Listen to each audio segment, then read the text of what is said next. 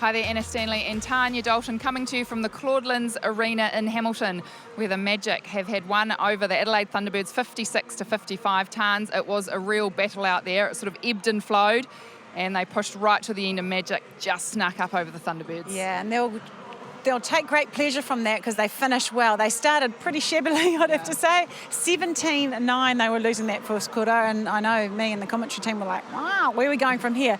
But they came back in that second quarter. They won it 17-10, and they did it with class. And what I liked about it, I think the key was the intensity really lifted. There was a change in the shooting circle. Ellen Halpenny came on. Now, she hasn't seen a lot of court time throughout this league, but Paula Griffin probably wasn't doing what she needed to do. So this lady here, she came on, she injected a bit of urgency in terms of in the attacking end. Sam Sinclair, I thought, picked up from her first quarter performance, and the whole team, you saw them, whenever they did get the turnover, they were converting it, which they weren't doing in the first quarter. Yeah, and I think one player that certainly came into the game a lot more when Halpenny came on the court was Jo Harton. She was one player that we certainly talked up throughout the whole match, has been getting better and better all season. Was the real linchpin down there at the back for the Magic, wasn't she? Yeah, I hate to think how many times I mentioned Harton's name because I was a big crush. I don't know, but I was a big fan, and I thought she was in the zone. 60 minutes she played for. She was 40 from 44.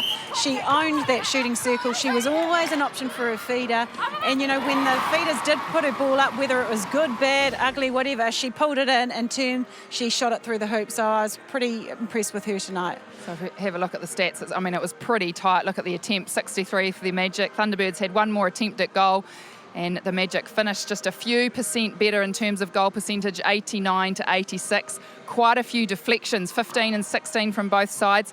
Pickups, 12 to the Magic. I think half of those might have gone to Courtney Taieri. She was certainly in the thick of it here this afternoon, and individual stats pretty good. Yeah, you take here, Hella Halpenny didn't shoot a massive amount, but what she did put up was solid, 81%.